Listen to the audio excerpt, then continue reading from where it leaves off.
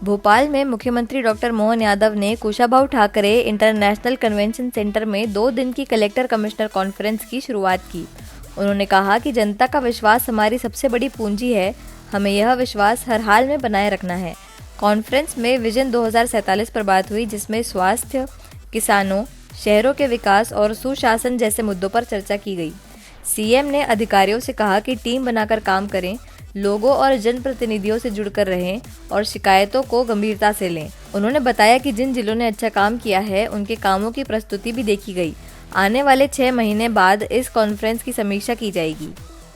Collector commissioner conference vision 2047 के अंतर्गत प्रथम 5 वर्ष की योजना पर आज हमने प्रथम दिवस कई प्रकार के, जैसे हेल्थ है, सुशासन है, स्थानीय शासन है, एग्रीकल्चर है, ऐसे विषयों को लेकर के विस्तार से सबके बीच बात की। और कलेक्टर, सीओ, एसपी, डीएफओ वगैरह ये भी सब मिलकर के काम करें, क्योंकि जिला इकाई में प्रशासनिक अधिकारी, लेकिन हम जो से हमारा स्ट्रक्चर है बना हुआ कि हमारी बैकबोन प्रशासनिक अधिकारी रहते हैं, फ्रंट में निर्वाचित जनप्रतिनिधि रहते हैं, और निर्वाचित जनप्रतिनिधियों के साथ प्रशासन की सक्षमता से सरकार काम करती है। इसीलिए बेसलाइन पे काम करने के लिए अपने अपने दायरे के अंदर बहुत अच्छे से काम करे।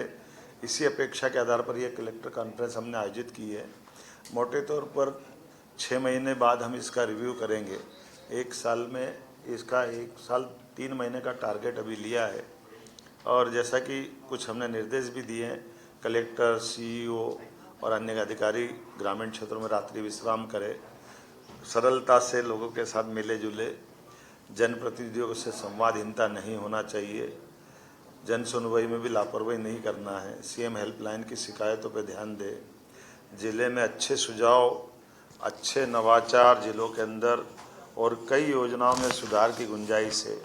हमने कई जिलों का जिन्होंने अच्छा काम किया है उनके प्रेजेंटेशन भी देखे सुने हैं, जैसे हेल्थ में जिसने काम किया, अपने एग्रीकल्चर में अच्छा काम जिस तरह से हुआ है, ऐसे अलग अलग कलेक्टर या उनके ज़िलों के अंदर के जो 4, 5, 6 जिनने अच्छे अपने प्रेजेंटेशन बनाए, उनकी बात भी कही है। कई अच्छे नवाचारों के बारे में जानकारी भी आई है। और जैसे एग्रीकल्चर सेक्टर में भावांतर योजना को लगभग 1.5 लाख से ज़्यादा लोगों ने पंजीयन किया है, और भावांतर योजना का बहुत अच्छा रिस्पांस मिल रहा है। ये भी फीडबैक आ रहा है कि नीचे से किसानों को उनकी जो हमारी पूर्व घोषित योजना है कि हम अपनी मंडी में भी अच्छा भाव दिलाएंगे, और मंडी के भाव के बाद का डिफरेंस अमाउंट जो 5,328 तक हमको देना है वो हम दे के रहेंगे। इसलिए स्वाभाविक रूप से किसान को जो बाकी उपार्जन में लंबी लाइन में लगना पड़ता था, तुल कांटे से लेकर के कई कठिनाई होती थी, वो सबसे से निजात मिलेगी। लेकिन हमने ये भी कहा कि एग्रीकल्चर में भी जैविक खेती को भी बढ़ावा दें, क्योंकि जब हम पशुपालन को बढ़ावा दे रहे हैं, प्राकृतिक खेती भी बढ़ना चाहिए, और इनके पंजीयन करके, क्योंकि इसमें दोहरा लाभ रहता है। हमारे पशुपालन के आधार पर जैविक खाद भी अपने पास उपलब्ध रहता है, और उसी के आधार पर एग्रीकल्चर में जब प्राकृतिक खेती करते हैं तो उसके पंजीयन करा लेते हैं, तो पंजीयन के आधार पर किसानों को भारत सरकार के माध्यम से भी और राज्य सरकार के माध्यम से अलग से लाभ भी मिलता है। उद्यानिक फसलों के बारे में भी अच्छी बात हुई है। इसमें उद्यानिक फसलों से किसानों की कम भूमि में भी अच्छी लाभ मिलता है। उदाहरण के लिए गुना के अंदर गुलाब की खेती के प्रेजेंटेशन बताया है। अब हमने कहा गुलाब की खेती गुना में हो रही है, और भी ऐसे फूलों की खेती को बढ़ावा दे सकते हैं। बहुत अच्छे से इस पे बात हुई। ड्रिप स्प्रिंकलर सिंचाई को भी बढ़ावा देने पे हमारा जोर है, क्योंकि इसमें बूंद बूंद पानी बचता है। बड़े पैमाने पे जब हमारा सिंचाई का रकबा बढ़ रहा है, तो सिंचाई के रकबे में भी हम स्प्रिंकलर से और नीचे तक एक एक बूंद बचा करके अधिकांश खेती के अंदर सिंचाई का रकबा भी बढ़ाएं और उसको लाभ दिलाएं। प्रत्येक जिलों में कहा गया भाई, चूँकि प्राकृतिक खेती, जैविक खेती को हम बढ़ावा दे रहे हैं, तो खेती के लिए उत्पादों का बाजार भी निर्मित करें, ताकि एक सप्ताह में एक दिन के लिए वो उत्पाद भी बेचने की जगह हो जाए, वहाँ वो अपना प्रॉपर माल बेच सके। तो ये जो किसान उत्पादन करते हैं उससे उनका लाभ मिलेगा। हेल्थ के सेक्टर में हमने कहा हॉस्पिटलों का जिला कलेक्टर और बाकी लोग भी हॉस्पिटल का निरीक्षण भी करे, बाकी व्यवस्थाओं को भी देखे। बड़े अस्पतालों में प्राइवेट मेडिकल कॉलेज जो पीपीपी मॉडल पर जो बन रहे हैं और इसकी गति बढ़े। ये बात सही है कि पूरे देश में सबसे तेज़ गति से मेडिकल कॉलेज अगर कहीं बन रहे हैं तो हमारे राज्य के अंदर हो रहे हैं। लेकिन जो हमको चैलेंज है, उस चैलेंज पे भी हम पहले से अच्छी स्थिति में आए, लेकिन अभी और अच्छी स्थिति में आए। जैसे कुपोषण से भी हमारा अभियान और तेज होना चाहिए ताकि हमारी इस तरह की और इसमें गति बढ़ेगी। महिला बाल विकास और स्वास्थ्य विभाग में परस्पर समन्वय हो। नगरीय क्षेत्र के अंदर भी शहरी यातायात के सुधार से लेकर के बड़े शहरों के अंदर फ्लाईओवर बनाए रहे, अवैध कॉलोनी पर नियंत्रण करे, गीता भवन की गति तेज गति से बढ़े। अलग अलग प्राधिकरण हमारे बनाए हुए हैं, वो सारे प्राधिकरणों के अंदर हम गति से काम करें। ओंकारेश्वर, चित्रकूट, ये जो हमारे एक तरह से थोड़े से उज्जैन या ओरछा, दतिया की तुलना में इनमें और अभी विकास की गुंजाइश है। सभी प्रकार के लोगों पे हम ध्यान दे रहे हैं, लेकिन धार्मिक पर्यटन के भी ये केंद्र बन के निकले। तो धार्मिक पर्यटन से कई प्रकार के रोजगार भी मिलते हैं, हमारी पुरातत्व और धार्मिक आस्था के केंद्र भी मजबूत होते हैं। तो ऐसे समग्र रूप से इनमें बड़ी भूमिका प्राधिकरणों की है। तो विशेष क्षेत्र प्राधिकरण अपना अपना काम करे, इस दृष्टि से भी हमने इन प्राधिकरणों को और मजबूत करके इस पे काम करेंगे।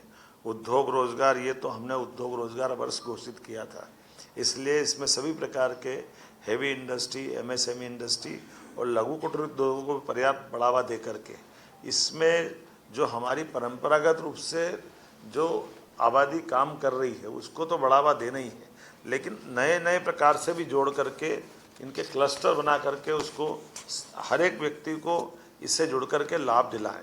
इसी में एमओयू जो इतने हुए हमारे पिछले 2 साल के अंदर रीजनल इंडस्ट्री कॉन्क्लेव में, या हमारी जो जीआईएस हुई थी उसमें, या अभी जो हमारे कार्यक्रम चल रहा है रोड शो के यहाँ के, इस पे भी काम करें। और पुरानी मिलों के निपटारे की दृष्टि से भी, जैसे हमने अपना हुकुमचंद मिल का निराकरण किया, उज्जैन का किया था, रतलाम, ग्वालियर और ऐसे स्थानों पर जहाँ जहाँ भी मिलों की या जिनिंग प्रेस की या इंडस्ट्री की कोई ज़मीन है, उसका ज़मीन का वापस लेकर के पुनर्उद्योग की दृष्टि से या विकास की दृष्टि से उसका बेहतर से बेहतर उपयोग हो जाए। और ख़ासकर जिलों में लघु कुटीर उद्योगों को, क्योंकि गृह उद्योग है, लोग घर से ही काम कर सकते हैं, इस दिशा में भी इसको बढ़ावा करें। भू अर्जन की प्रक्रिया सरल करें, इस दिशा में आगे बढ़ें। राजस्व के प्रकरणों के निराकरण की दृष्टि से भी, खास करके अविवादित प्रकरणों में लगभग 1.25 लाख प्रकरणों का निराकरण हमने 24-25 में हुआ है, और ये लगभग और गति से बढ़ाएं। और जो बदलाव हमने किए हैं, खास करके ई पंजीयन के आधार पर, ई पंजीयन से सीधे सीधे नामांतरण हो रहा है पंजीकरण ऑफिस से ही दस्तावेज के आधार पर, लेकिन इसी के साथ साथ हमने राजस्व प्रकरण में तहसीलदारों के काम के बंटवारे करते हुए जो एग्जीक्यूटिव मजिस्ट्रेट की भूमिका निभाते हैं, उनके अलावा राजस्व न्यायालय में तहसीलदारों की नियुक्तियां कर दी है, जो पूरे समय बैठ करके उनकी अपनी दक्षता से वो काम करेंगे। हमारे जबलपुर ने बहुत अच्छा काम किया था उसके, और साथ साथ बाकी राज्य के अंदर भी बाकी जगह भी ये काम इसी प्रकार से चले। और ऐसी सभी चीज़ों के साथ कुल मिलाकर यशस्वी प्रधानमंत्री के नेतृत्व में हमने कई क्षेत्रों में, जैसे स्वच्छता में, क्लीन एयर में, शहरीकरण में, मेट्रो, खासकर मेट्रोपॉलिटन सिटी बनाने में 2 मेट्रोपॉलिटन सिटी हमने बनाई है। ऐसे कई कामों में, नई शिक्षा नीति लागू करने में, पीएम एक्सीलेंस कॉलेज बनाने में 52 हमारे 55 जिलों में पीएम एक्सीलेंस कॉलेज बने हैं, सांदीपनि विद्यालयों की गति तेज बढ़ी है। ऐसे और कुछ भी विषयों को लेकर भी पूरा समग्र रूप से जो जन कल्याण के विषय हैं उन पर 2 दिन तक ये मंथन चलने वाला है, और कोशिश कर रहे हैं कि इन कामों के बलबूते पर सरकार की प्रशासनिक दक्षता के साथ जन कल्याण की भावना का प्रकटीकरण भी हो, और हमारे रिजल्ट मध्य प्रदेश सरकार के यशस्वी प्रधानमंत्री के नेतृत्व में कदम से कदम मिलाकर जो एक सुशासन की साख है वो और मजबूती से आगे चले।